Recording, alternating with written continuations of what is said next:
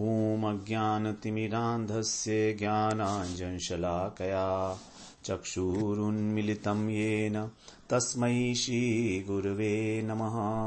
वन्देऽहं श्रीगुरो श्रीयुत्पदकमलं श्रीगुरून् वैष्णवांश्च श्रीरूपं सागरजातं सहगण रघुनाथान्वितं तं सजीवं साद्वैतं सावधूतं परिजनसहितं कृष्ण चैतन्यदेवं श्रीराधा कृष्णपादान् सहगण ललिता श्रीविशाखान्वितांश्च तमादिदेवं करुणानिधानं तमालवर्णं सुहितावतारम् अपार संसार समुद्र सेतुं भजामहे भागवत स्वरूपम्।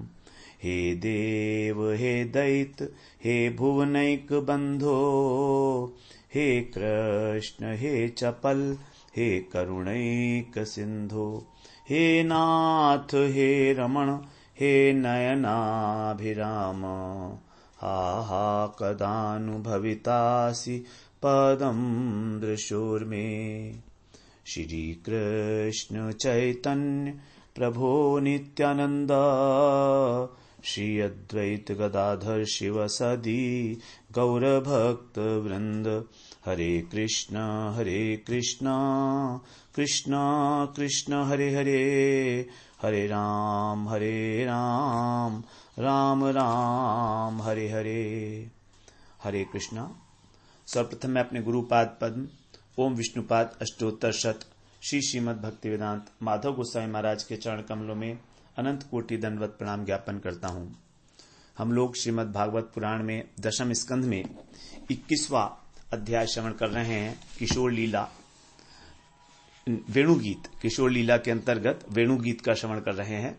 इसमें गोपियां भाव नेत्रों से देख रही हैं कि कृष्ण किस प्रकार जब एक वन से दूसरे वन में प्रवेश करते हैं, गायों के द्वारा और अपने सखाओं के द्वारा घिरकर, तो जो गोपियां हैं वो उनके हृदय में किस प्रकार कृष्ण से मिलने की लालसा उत्पन्न होती है। वो सब प्रकार से कृष्ण के प्रेम में अभिभूत होकर और साक्षात दर्शन कर रही हैं कृष्ण का और श्रवण कर रही हैं उनके वेणुनाद का। और उस अवस्था में उस वेणुनाद का क्या प्रभाव हो रहा है स्थावर जंगम प्राणियों के ऊपर, जड़ चेतन पर, उसका यहाँ पर वर्णन कर रही हैं। और उस वर्णन करने के साथ साथ ही उनके सौभाग्य का वर्णन करने के साथ साथ अपने दुर्भाग्य का ही उनको अनुभव हो रहा है कि देखो तो हम कितनी दुर्भागिनी हैं, स्त्री जाति में उत्पन्न होकर भी, गोप जाति में उत्पन्न होकर भी, और कृष्ण पर हमारा पूरा अधिकार है तो भी हम कृष्ण से नहीं मिल पा रही हैं। हमारा कितना बड़ा दुर्भाग्य है। तो यहां पर पहले गोपियों ने सबसे वर्णन किया सखाओं का सौभाग्य का, उसके बाद वेणु का, वृंदावन की भूमि का, हिरनियों का, स्वर्ग की देवियों का, गाय बछड़ों का, उसके बाद पक्षियों का। जो पक्षी वृक्षों की टहनियों पर बैठे हैं वे भी कृष्ण की जो है वेणुनाथ का आस्वादन कर रहे हैं, जैसे मानो मुनि बैठे हुए हों तपस्या में, उस प्रकार से। अब यहां 15वें श्लोक में नदियों का वर्णन किया जा रहा है। नदी जो है जड़ है, जबकि इससे पहले जो वेणु है वो भी वेणु जो है वो स्थावर में आएगी, क्योंकि वेणु जो है वो वृक्षों से उत्पन्न होती है। और केवल अब नदी ही जो यहां पर जड़ के रूप में दिखाई जा रही है कि इसको भी किस प्रकार, इसका क्या सौभाग्य है। यमुना इत्यादि जो रिवर हैं, नदियां हैं।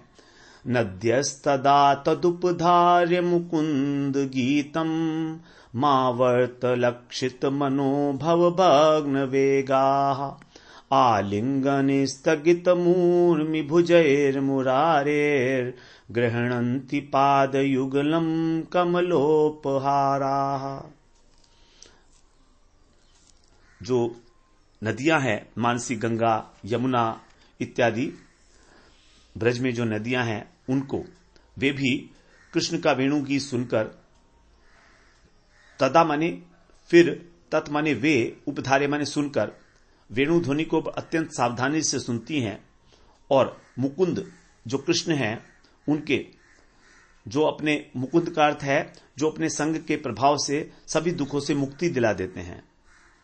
मुक्तिम ददाति इति मुकुंद, तो वे मुकुंद कृष्ण उन मुकुंद का वेणु गीत सुनकर और मोहित हो जाती हैं। नदियां भी मोहित हो जाती हैं और उनके अंदर मोहित होने के बाद क्या होता है, आवर्त अर्थात भंवर उठने लगते हैं। तो प्रणय की इच्छा से, कृष्ण से मिलन की इच्छा से उनके अंदर अनंत आवृत भंवर उठने लगते हैं। भंवर जो है उसी को लक्षित कर रहा है, मावर्त लक्षित मनोभव भग्न वेगा।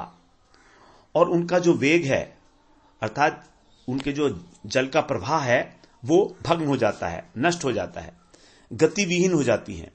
जो जल का प्रवाह हो रहा था वो बिल्कुल शांत हो जाता है, झील की तरीके से ठहर जाता है और उनके अंदर भंवर उठने लगता है, अनंत अनंत भ्रमण।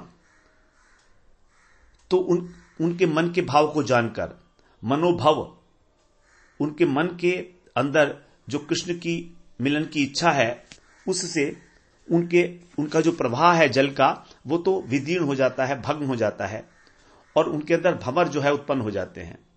और फिर वे उन भंवरों के माध्यम से और ऊर्मी भुजैर मुरारे, ऊर्मी का मतलब तरंग, जो लहरें हैं, तो उनके अंदर जो लहरें हैं उनकी माध्यम से जो उनकी भुजाएं हैं, तो तरंग रूपी बाहों के माध्यम से वे कमलोपहारा, कमल का उपहार लेकर और मुरारेर ग्रहणंती, जो मुरारी हैं, कृष्ण हैं, उनका आलिंगन करती हैं और उनके चरण युगल, जो पाद युगल हैं उनको अपने वक्षस्थल पर धारण करती हैं, ग्रहणंती। तो नदियां सबसे पहले तो उनके अंदर मिलन की इच्छा उत्पन्न होती है प्रणय के कारण, प्रेम के कारण। उसके बाद फिर उनकी गति अवरुद्ध हो जाती है। अब गति अवरुद्ध होने से उनकी जो है भंवर बन जाता है और भंवर जो है वो भंवर के अंदर अनेक अनेक लहरें उठने लगती हैं, ऊपर होता चला जाता है वो। तो इस प्रकार वो अपनी लहरों से, लहर रूपी माध्यम से मदन मोहन का आलिंगन करती हुई उनके चरण युगल को अपने वक्षस्थल पर धारण करती हैं और उसी के द्वारा कमल का उपहार लेकर वो कृष्ण के चरणों में समर्पित करती हैं। तो प्रेम में इतनी विवश हो गई हैं गोपियां कि अपनी सजातीय सखियों से वेणुनाथ के प्रभाव के विषय में अनेक अनेक प्रकार की बातें कर रही हैं। प्रसंगवश अपने भावों को व्यक्त करते हुए वृंदावन के जो पशु पक्षी हैं वो किस प्रकार व्याकुल हो जाते हैं वेणुनाथ को सुनकर, ठगे से रह जाते हैं। तो भी उनका वर्णन किया गोपियों ने, लेकिन अभी उनके हृदय की वेदना और कुछ व्यक्त होना चाह रही है। गोपियों का भाव इतना गंभीर है कि उसको व्यक्त नहीं किया जा सकता। गोपियां स्वयं उसको अभिव्यक्त करने की चेष्टा मात्र कर रही हैं अनेक अनेक प्रकार से। पहले व्याकुलता दिखाई सबके अंदर, पशु पक्षियों के अंदर भी व्याकुलता दिखाई जा रही है। वृंदावन की भूमि व्याकुल है, हरिणी प्रणय निवेदन कर रही है, प्रणयावलोकई।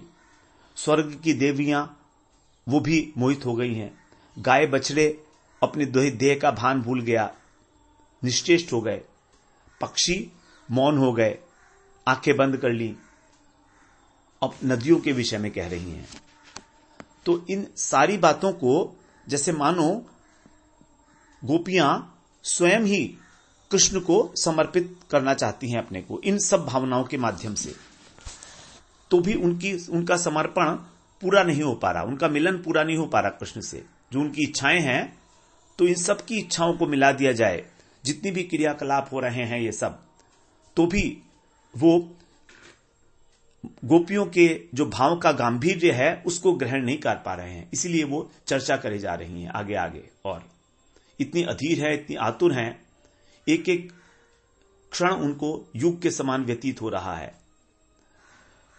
तो अविथा भाव को धारण करके हृदय की बातों को छिपाने का प्रयास करते हुए भी जो वेणु की मोहनी शक्ति है वो उनसे उनके भावों को अभिव्यक्त करा ही दे रही है, किसी ना किसी प्रकार से उनको व्याकुल करे जा रही है, उनको उद्वेग का अनुभव हो रहा है। स्पष्ट नहीं कह रही हैं, लेकिन अपने ही प्रेम को अब नदियों के ऊपर आरोपित करके कह रही हैं कि यदि हम नदी होती तो हम किस प्रकार से कृष्ण के प्रति समर्पण करती। ये उत्प्रेक्षा है। तो यहां पर कह रही हैं कि वेणुनाद से ये अचेतन जो नदी है, जल है, इसमें भी कैसे प्रेम विकार उत्पन्न हो रहा है। यद्यपि इसमें प्रेम विकार उत्पन्न होने की संभावना नहीं है, लेकिन तो भी वो अपने भाव के अनुरूप ही उसके अंदर भी ये नहीं विचार कर रहे हैं कि वो चेतन है या अचेतन है। उन्हें तो सब जगह अपने ही भावों को आरोप करके देखना है और देख रही हैं। तो भागवत में कहा है कि जो उत्तम भागवत होते हैं वे सभी प्राणियों को अपनी अपनी भावना के अनुसार देखते हैं। सर्वभूतेषु यह पश्चेत भगवत भावम आत्मनः भूतानि भगवत्यात्मनेश भागवत उत्तम हो। अर्थात उत्तम भागवत अपने इष्ट भगवान को के साथ जिस प्रकार, जिस भाव से, जिस संबंध से आबद्ध होते हैं, समस्त प्राणियों में भी अपने उसी भाव को और संबंध को देखते हैं। वो सोचते हैं कि सभी प्राणी भी भगवान की ओर उसी भाव से जो है उन्मुख हैं, लेकिन ऐसा होता नहीं है। तो उनको, उत्तम अधिकारी को जहां कहीं भी देखते हैं भगवान की स्मृति होती है। महाभागवत देखे स्थावर जंगम तहां तहां है तार श्री कृष्ण स्फुरण। जहां भी वो स्थावर जंगम प्राणी को देखते हैं उनको अपने इष्ट की स्फूर्ति होने लगती है, कृष्ण की स्फूर्ति होने लगती है। कहते हैं स्थावर जंगम देखे ना देखे तार मूर्ति सर्वत्र है तार इष्ट देव स्फूर्ति। वो देखते तो स्थावर जंगम प्राणी को, लेकिन उसका जो बाहर का बाह्य स्वरूप है उसको नहीं देखते, बाह्य रूप को नहीं देखते, बल्कि सभी प्राणियों में उन्हें अपने इष्ट देव की स्फूर्ति होती है। जैसे मान लीजिए मुरारी गुप्त के विषय में बताया जाता है, जो महाप्रभु के पार्षद हैं, उन्होंने मयूर पंख को देखा और मयूर पंख को देखकर ही वो प्रेम में मूर्छित हो गए और नीचे गिर पड़े, क्योंकि उनको उस मयूर पंख को देखकर जो वेणुनाद कर रहे हैं ऐसे मुस्कुराते हुए श्री कृष्ण की स्फूर्ति हो गई। प्रहलाद जी महाराज की भी यही स्थिति थी कि जिस किसी चीज को भी वो देखते थे उसमें उनको भगवान की स्फूर्ति होने लगती थी और अपनी सूध बूध खो बैठते थे। तो ये जो है उत्तम भागवत की स्थिति है, परम भागवत की स्थिति है। उत्तम अधिकारी जो होते हैं तो वे अपने हृदयगत भावों को ही सबके हृदय में देखते हैं। और ये जो गोपियां हैं, ये कौन है? ये तो स्वरूप शक्ति श्री राधा रानी है कृष्ण की, और उन्हीं की कायभ्यू स्वरूपा हैं। कुछ नित्य सिद्धा भी हैं और कुछ साधन सिद्धा भी हैं। सब प्रकार की गोपियां हैं यहां पर, कायभ्यू रूपा, साधन सिद्धा और नित्य सिद्धा, जो उनके भावों का अनुगमन करके सिद्ध होकर आई हैं। यहां पर साधन सिद्धा का मतलब है कि जिन्होंने जगत के अंदर उन्होंने साधना की है, और अब जब उनका साधन एक विशेष अवस्था को प्राप्त हुआ तब उन्होंने उस ब्रह्मांड में जन्म लिया जहां पर कृष्ण की प्रकट लीला हो रही थी। यहां पर प्रकट लीला में जन्म लेकर वो कृष्ण की जो नित्य सिद्धा गोपियां हैं उनके अनुगत्य में उनके भावों का अनुगमन कर रही हैं।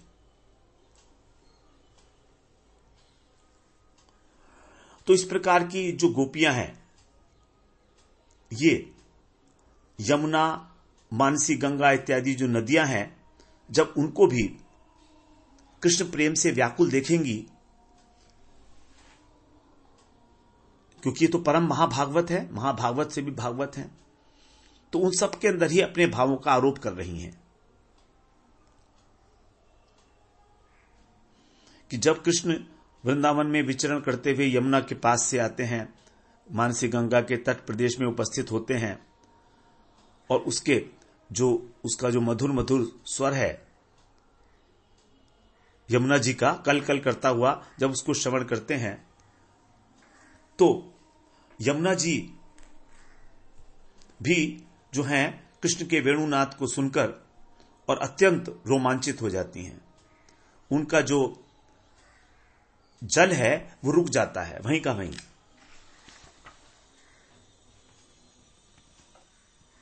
जब उन्होंने वेणुनाद छेड़ा वहां पर यमुना के किनारे मंद सुगंध समीर चल रही है, अनेक पक्षी कोलाहल कर रहे हैं, तब ऐसे वातावरण में कृष्ण जब विभोर होकर अपनी मुरली की तान छेड़ते हैं तो नदियों का प्रवाह स्थगित हो जाता है और उनके वक्षस्थल पर भंवर प्रकट हो जाते हैं। जब भी कभी नदी का प्रवाह बंद होता है तो उसमें भंवर पड़ जाता है, क्योंकि उसमें वेग था, पहले से आ रहा था पानी, और वो जल रोक दिया गया आगे, तो वही जो जल है वो गोल गोल भंवर बना देता है। इस प्रकार जल वहीं पर ही जो है बढ़ने लगता है जहां पर कृष्ण विराजमान है। कृष्ण जो है यमुना जी की जो पैड़ी है उसके ऊपर बैठे हुए हैं, थोड़ा सा ऊपर। अब जब जल स्थगित हो गया यमुना का, पीछे से तो आ रहा है, तो वहीं पर रुकने के कारण अब जल की जो स्तर है वो बढ़ने लगा और बढ़ते बढ़ते उन्होंने कृष्ण के चरणों को स्पर्श किया। कृष्ण के चरणों को स्पर्श किया और कृष्ण के चरणों पर उन्होंने अपनी भुजा रूपी लहरों से कमल पुष्प को समर्पित किया कृष्ण के चरणों में। इस प्रकार जो कमलोपहारा, कमल का उपहार जो है कृष्ण को समर्पित करती हैं नदियां। इस प्रकार गोपियां जब नदियों को देखती हैं तो मन मन में सोचती हैं कि देखो तो इनका कृष्ण प्रेम हमसे कितना अधिक है। ये जो हैं स्पष्ट रूप से इनके अंदर विकार जो हैं दिखाई दे रहे हैं, कृष्ण से मिलने के लिए कितनी आतुर हैं, और इनकी जो कृष्ण की वंशी ध्वनि है, पता नहीं क्या इसमें अद्भुत मोहिनी शक्ति है कि नदियां भी जो हैं विक्षुब्ध हो जाती हैं उसको सुनकर। इसीलिए तरह तरह के उनके अंदर भंवर उत्पन्न हो जाते हैं। ऐसा लगता है जैसे ये भी जो हैं अपने भावों को छिपा नहीं पा रही हैं। इसीलिए जो इनका पति है समुद्र, उसके प्रति इनका प्रबल वेग है, जा रही थी समुद्र की ओर, लेकिन अब विपरीत दिशा में अर्थात कृष्ण की ओर प्रवाहित होने लगी। इनका एक प्रवाह रुक गया और केवल रुक ही नहीं गया, अपनी तरंग रूपी जो इनके हाथ हैं, भुजाएं हैं, उनके द्वारा कमल पुष्प जो है भगवान के चरणों में, कृष्ण के चरणों में अर्पित कर रही हैं, थोड़ा ऊपर उठकर। क्योंकि जब आवृत बन जाता है, नदी का प्रवाह रुक जाता है, तो नदी का जो पानी है वो वहीं पर घूम घूम कर ऊपर उठने लगता है। इस प्रकार तो नदी का स्वाभाविक धर्म है सागर की ओर बहना, लेकिन और क्योंकि सभी नदियां जो हैं समुद्र की पत्नी बताई गई हैं, तो वे हमेशा अपने पति से मिलन के लिए बड़ी उत्सुक रहती हैं। लेकिन जो ब्रजमंडल में बहने वाली यमुना जी हैं और मानसी गंगा हैं, इनका स्वभाव जो है वो ऐसा है कि जब कृष्ण की स्वर लहरी सुनती हैं तो लोक लज्जा पातिव्रत धर्म तक को तिलांजलि देकर और कृष्ण से मिलने के लिए बेचैन हो जाती हैं। फिर कृष्ण के चरण कमलों का स्पर्श करती हैं, कृष्ण के वक्षस्थल का आलिंगन करके अपनी मनोकामना पूर्ण करके जीवन धन्य करती हैं। यहां पर गोपियों के द्वारा जो मुकुंद शब्द प्रयोग किया गया है, मुकुंद गीतम तदुपधारे मुकुंद गीतम, तो गोपियां कह रही हैं कि मुकुंद का गीत। मुकुंद कौन है? मुकुंद की 3 प्रकार से विश्वनाथ चक्रवर्ती ठाकुर ने व्याख्या की है। मुक्तिम ददाती इति मुकुंदो, अर्थात जो संसार के क्लेशों से हमें आत्यांतिक रूप से मुक्ति दिला दें, वे मुकुंद हैं। दूसरा है मुकुम भक्ति रस, जो मुक्ति सुखम कुत्सितम कृत्वा प्रेमानंदम ददाती, अर्थात जो मुक्ति सुख को अत्यंत कुत्सित करके उसको घृणित बनाकर और हमको प्रेम आनंद प्रदान करते हैं, वे मुकुंद। ऐसे मुकुंद जो हमको प्रेम प्रदान करते हैं और मुक्ति से हमको दूर कर देते हैं। और तीसरा कहा है मुक्ति का अर्थ है मुखम कुंद पुष्पवत यस्य मुखम स मुकुंद, अर्थात जिनका मुख कुंद पुष्प की भांति सर्वदा प्रफुल्लित है, मधुर, कोमल, सुरभित, चित्त आकर्षक है, ऐसे मुकुंद। तो पहले जो दो अर्थ हैं वो कर्मियों के लिए हैं क्रमशः, क्योंकि जो मुक्तिम ददाति इति मुकुंद, जो संसार क्लेशों से मुक्ति प्रदान करते हैं, ऐसे मुकुंद। और दूसरा फिर जो है वो बताया मुक्ति सुख को घृणित कर दे, प्रेमानंद प्रदान करे। तो जैसे सनक सनंदन ये आत्माराम आप्त काम मुनि थे, लेकिन इनको भी जब इनके ऊपर कृपा हुई तब इनको भी मुक्ति जो है अत्यंत तुच्छ लगने लगी और ये भगवान के ही जो है गुणगान करने लगे। लेकिन ब्रजवासियों का इन दोनों अर्थों से कोई प्रयोजन नहीं है। उनको तो केवल एक ही प्रयोजन है, कृष्ण के मुख कमल से जो कुंद पुष्प की भांति हमेशा प्रफुल्लित रहता है, मंद मुस्कान से युक्त रहता है, उसके दर्शन के लिए सभी ब्रजवासी हमेशा उत्कंठित रहते हैं। तो इसी मुख कमल का अवलोकन करके गोपियों का जो प्रेम है वो नित्य नवायमान रूप में बढ़ता रहता है,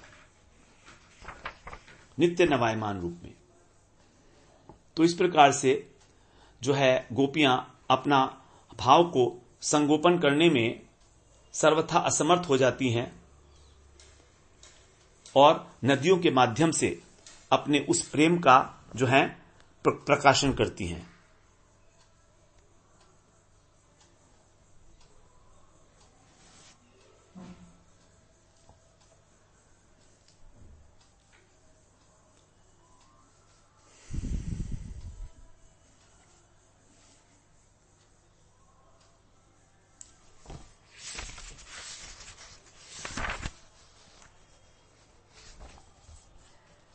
अब आगे के पद में कह रही हैं कि जो नदियां हैं ये मुरारी के वक्षस्थल का आलिंगन करती हैं। यद्यपि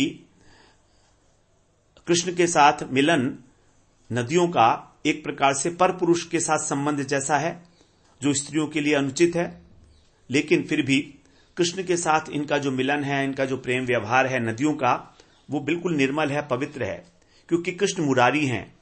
मुरारी का मतलब है, साधारण अर्थ है इसका, मूर नामक असुर का नाश करने वाले मुरारी। इन्होंने मूर नामक असुर का संहार किया था, इसलिए सभी जानते हैं, क्योंकि गर्गाचार्य ने कहा था नारायण समो गुणी, ये आपका जो बालक है नारायण के समान गुणशाली होगा। तो जिस प्रकार नारायण के चरण स्पर्श से अथवा सेवन से नारियों के पतिव्रत धर्म की हानि नहीं होती, उसी प्रकार नारायण के समान गुणशाली जो कृष्ण हैं, इनके चरण कमलों के स्पर्श से या सेवन करने से किसी के पतिव्रत धर्म की हानि नहीं होगी। तो यहां पर जो है मूर नामक राक्षस के विषय में बताया जाता है कि कश्यप ऋषि की जो पत्नी थी, बहुत सारी पत्नियां थी कश्यप ऋषि की, दिति, अदिति इत्यादि, तो उनमें एक दनु पत्नी थी, दनु। उस दनु से जो उत्पन्न हुए थे उनको दनुज कहा जाता है। तो मूर का भी जो नाम, मूर नामक असुर उन्हीं से पैदा हुआ था, दनु के गर्भ से। अब मूर ने देखा कि देवासुर संग्राम में बहुत पराक्रमी असुर लोग मारे गए हैं, मारे जा रहे हैं, तो इसलिए वो भयभीत होकर भाग गया वहां से, और उसमें वन में जाकर उसने ब्रह्मा जी की कठोर तपस्या की। तपस्या से ब्रह्मा जी प्रसन्न हो गए, प्रकट हुए, उसके वर मांगने के लिए कहा। तो मूर ने कहा यदि आप प्रसन्न हैं तो मुझे यह वर दीजिए कि मैं जिस व्यक्ति को अपनी हथेली से स्पर्श करूं वो अमर होने पर भी तुरंत मर जाए। ब्रह्मा जी से इस प्रकार का वर मांगा मूर नामक असुर ने। ब्रह्मा जी ने तथास्तु कह दिया और अपने लोक में चले गए। इधर मूर जो है वर पाकर और बड़ा उच्छृंखल हो गया, सबको ललकारने लगा, देवताओं को, किन्नरों को, गंधर्वों को युद्ध के लिए, किंतु अब कोई उससे युद्ध करने का साहस ही ना कर पाए। सब जानते थे कि ये सबको ध्वंस कर सकता है छू के अपने हाथ से। तो बड़ा घमंडी होकर वो त्रिलोकी में सर्वत्र विचरण करने लगा, कोई भी उससे युद्ध करने के लिए आगे नहीं आया। अंत में वो यमराज के यहां गया, यमराज को युद्ध के लिए ललकारा। यमराज तो वैष्णव है, बड़े विनीत होकर उसके सामने आए और बोले कि देखो आप बड़े बलवान हो, मैं तो आपके सामने कुछ भी नहीं हूं, यदि युद्ध करने की इच्छा है तो आप विष्णु से जाकर युद्ध करो, वही आपके इस घमंड को चूर्ण करेंगे। इसके अतिरिक्त त्रिलोकी में और कोई योद्धा हो मुझे तो ऐसा नहीं लगता। बड़ा प्रसन्न हुआ मूर्ख, यमराज से पूछा बताओ विष्णु कहां मिलेंगे, मैं उन्हें कैसे पाऊं। तो यमराज ने कहा उनको ढूंढना बड़ा मुश्किल है, वैसे तो वे सर्वत्र विराजमान है। विष्णु का मतलब क्या है, व्यापनोति इति विष्णु, तो जो सर्वत्र विराजमान है वही है विष्णु। लेकिन फिर भी आप विष्णु लोक में जाएं, वे आपको अनायास वहां पर मिल सकते हैं। तो विष्णु लोक पहुंचा, यमराज के रास्ते बताए हुए थे। मुर जो असुर था, भगवान से वहां भेंट हुई। भगवान ने पूछा भैया तुम कैसे आए, तो बोले मैं आपसे युद्ध करने आया हूं। भगवान ने कहा कि अरे मुर, युद्ध करने के लिए आए हो, लेकिन तुम्हारा हृदय तो बूढ़े व्यक्ति की तरह भय से कांप रहा है। मैं डरपोक व्यक्ति से युद्ध नहीं करता हूं। तो जब नारायण की बात सुनकर मुर जो है अट्टहास करने लगा और बड़े गर्व के साथ अपने हृदय पर उसने अपनी हथेली रखते हुए कहा मेरा हृदय कहां कांप रहा है। इतना कहते ही जैसे ही उसने अपनी हथेली से उसके हृदय का स्पर्श हुआ, वो कटे हुए वृक्ष की भांति हाहार करता हुआ भूमि पर गिर पड़ा। नारायण तो बड़े चतुर हैं, तो इस प्रकार से उन्होंने अपने चक्र से फिर मुर का हृदय छिन्न भिन्न कर दिया। इस प्रकार देवता लोग विमान में चढ़कर भगवान की स्तुति करने लगे, वर्षा करने लगे, पुष्प वर्षा, और तब आराम से सब लोग जो हैं अपने अपने काम में लग गए। तो ये मुर नामक जो असुर है उसके विषय में बताया। तो गोपियों ने प्रसंगवश ये कथा जो है सुनी थी पौर्णमासी देवी से, इसीलिए उन्होंने कहा कि हमारे जो कृष्ण है ये मुर दैत्य का विनाश करने वाले हैं, नारायण के समान पराक्रमी हैं, गुणशाली हैं। इसलिए यदि मानसी, गंगा, यमुना नदियां इनको अपने पति की उपेक्षा करके और इनके वक्ष का आलिंगन करें तो उनके पातिव्रत धर्म की हानि नहीं होगी। मतलब क्या है इसका, मतलब यही है कि गोपियों कह रही हैं कि यदि हम भी अपने पति की उपेक्षा करके धैर्य, लोग लज्जा को त्याग कर दें तो हमारा भी जो है पातिव्रत धर्म नष्ट नहीं होगा। इस प्रकार से यहां पर बताया। और दूसरी बात यह बताई कि मुर दैत्य जैसे देवताओं पर अत्याचार करता था और देवता बड़े त्रस्त रहते थे उसके अत्याचारों से, और भगवान ने जो है मुर को नाश करके निर्भय कर दिया, निश्चिंत कर दिया। तो गोपियां सोचती हैं कि हम भी जो हैं इस मुर नामक दैत्य का विनाश करने वाले नारायण के समान जो नंदन है, इनके आश्रित हैं, बचपन से ही हम लोग इनके साथ खेली हैं, बड़ी हुई हैं। लेकिन बड़े दुख की बात है कि हमें इस समय जो काम रूपी मदन है ये बड़ा सता रहा है। इसलिए ये देखते हुए भी कि जो ये मुरहर हैं अर्थात काम, तो काम को कहा गया, मदन को कहा गया है कि देखते हुए भी कृष्ण इसको कोई दंड क्यों नहीं दे रहे हैं। जैसे नारायण ने मुर को नाश किया, देवताओं को निर्भय किया, उसी प्रकार यदि कृष्ण भी हमारे काम का नाश कर दें तो इनका नाम हो जाएगा मारारी, क्योंकि कृष्ण काम का एक नाम है मार, तो मार नाम है तो इनका नाम हो जाएगा मारारी। जैसे वो मुर था ऐसे ही हम मार से पीड़ित हैं। मार का मतलब होता है काम, तो इनका नाम हो जाएगा मारारी। और तब पता लगेगा कि हां वास्तव में नारायण के समान ही गुणशाली हैं, और तब हम भी आराम से जो है चैन ले सकते हैं, अपने घर गृहस्थी का काम निपटा सकते हैं। तो ब्रह्म वैवर्त पुराण में भी मुर शब्द के 4 अर्थ बताए हैं। बताया है मुरह क्लेशे च संतापे काम भोगे च कर्मणाम दैत्य भेदे हि हरिस्तेषाम मुरारिस्तेन कीर्त्यते। अर्थात क्लेश, संताप, काम भोग और दैत्य, ये 4 अर्थ हैं। तो इन चारों का नाश करने के कारण भगवान जो है मुरारी के रूप में प्रसिद्ध हैं। क्लेश का भी नष्ट करते हैं, संताप को भी नष्ट करते हैं, काम ताप जो काम है हमारा उसको भी नष्ट करते हैं, काम वासना, और मूल नामक दैत्य इनको भी नष्ट करते हैं। तो इस प्रकार जैसे मुरारी नारायण जो है मुरारी हैं, उसी प्रकार कृष्ण भी जो है काम के अरी हैं, शत्रु हैं। यदि कोई कामग्रस्त व्यक्ति है विषय प्राप्ति की बड़े कामना है तो उसकी शांति के लिए उसको कृष्ण की प्रार्थना करनी चाहिए। काम लागी कृष्ण भजे, पाए कृष्ण रसे, काम छाड़ी दास हईते हई अभिलाषे। अर्थात यदि कोई व्यक्ति सांसारिक कामनाओं की पूर्ति के लिए कृष्ण का भजन करता है तो कृष्ण क्या करते हैं, उसकी सारी कामनाएं नष्ट कर देते हैं और उसको प्रेम प्रदान कर देते हैं। तब वो बड़े प्रेम के साथ कृष्ण की सेवा में निमग्न हो जाता है। ये कृष्ण का स्वभाव है, क्योंकि उनका नाम ही इस प्रकार का है। तो कह रही हैं कि जब ये यमुना और मानसी गंगा काम विकार से ग्रस्त होकर कृष्ण के पास जाती हैं तो उनका जो काम है ये प्रेम में बदल जाता है। इसीलिए वो अपने पति सागर की उपेक्षा करके कृष्ण के पास जाती हैं, उनका आलिंगन करती हैं। तो यहां पर जो है काम का अर्थ है उपभोग, लेकिन प्रेम का तात्पर्य क्या है, प्रिय वस्तु की मनोभीष्ट सेवा करना। काम के अंदर भोग की इच्छा है, लेकिन शुद्ध प्रेम में यह इच्छा नहीं होती है। यहां पर इच्छा होती है केवल अपने इष्ट की सेवा करने की प्रवृत्ति। तो काम जो है वो परिणाम में बड़ा कष्टकर है, दुखकारक है, लेकिन प्रेम बड़ा आनंददायक है। काम जो है लोहे के समान बताया गया है और प्रेम को बताया गया है कि ये सोने के समान निर्मल है।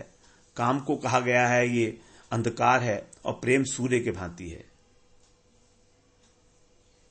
तो मानसी गंगा जो प्रेम है वो शुद्ध है, विशुद्ध है, निर्मल है।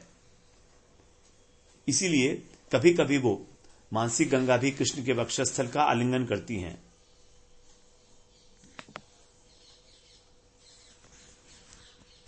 और कृष्ण जो है उनको उनके प्रति बड़े उपेक्षा का भाव अपनाते हैं।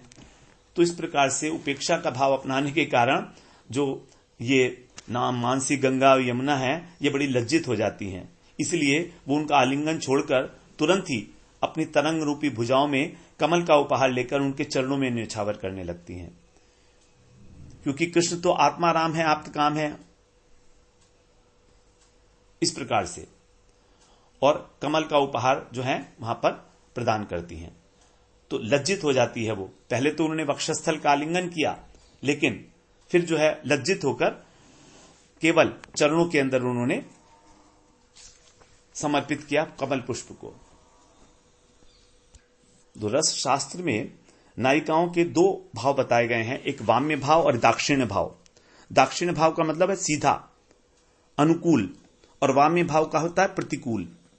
तो यहां पर पहले जो नदियां हैं वो दक्षिण भाव को अपनाती हैं और कृष्ण के वक्षस्थल का स्पर्श करती हैं, लेकिन कृष्ण जो हैं वो एक विशेष रस का आस्वादन करने के लिए उनके आलिंगन को स्वीकार नहीं करते और वाम्य भाव अपना लेते हैं, निर्विकार रहते हैं, कोई उनके अंदर रिस्पॉन्स नहीं होता। तो इस प्रकार से दो प्रकार के भाव हैं, दाक्षिण्य भाव और वाम्य भाव।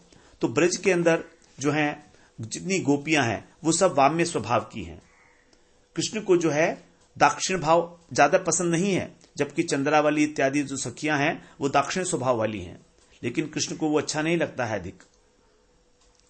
इसलिए कभी कभी जब गोपियां दक्षिण भाव की होती हैं तो कृष्ण जो है उदासीन हो जाते हैं।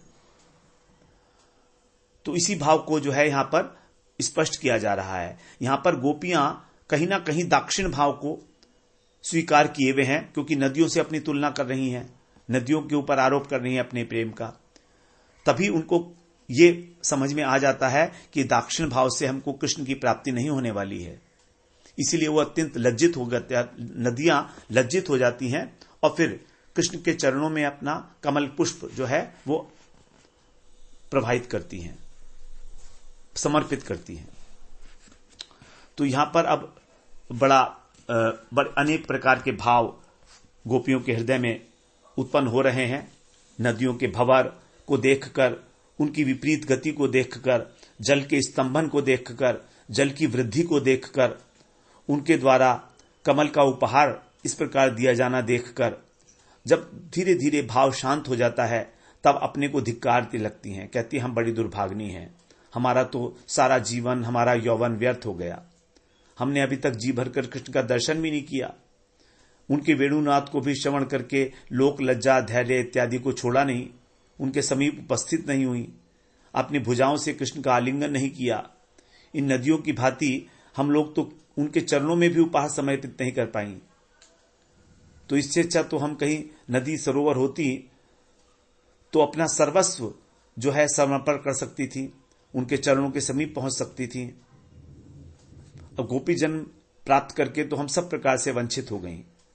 अर्थात जो नदी का जन्म है वो गोपी जन्म से भी करोड़ों गुना श्रेष्ठ है, क्योंकि जिस प्रकार नदी के जन्म में भगवान कृष्ण के साथ स्वच्छंद संग सुलभ है, उतना गोपी देह में नहीं है। न जाने इन नदियों ने क्या तपस्या की है, क्या आराधना की है कि यहां ब्रजमंडल में नदी बनकर आई हैं, हम नहीं जानती। क्योंकि अगर जानती तो वही करती जो इन्होंने किया, सब कुछ छोड़ देती। इसीलिए पता नहीं है विधाता, हमने आपके चरणों में क्या अपराध कर दिया कि आप हमें कृष्ण मिलन से दूर रखते हो और इस गोपी देह में प्रदान करके हमको इस घर रूपी कारागार में जो है डाल दिया, आबद्ध कर दिया। क्या कभी ऐसा होगा किसी दिन कि हम कृष्ण के साथ अपना कोई संबंध स्थापित कर पाके और इस जीवन को कृतार्थ कर सके?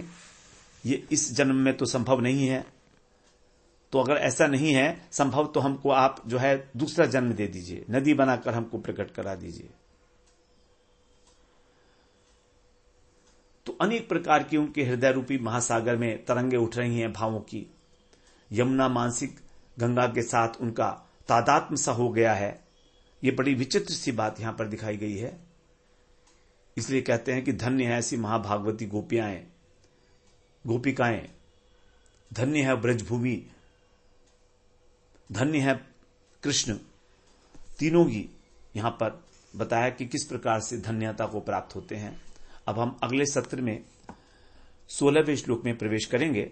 वहां पर जो है बादलों के विषय में बताया गया है, क्योंकि बादल भी अब जड़ हैं।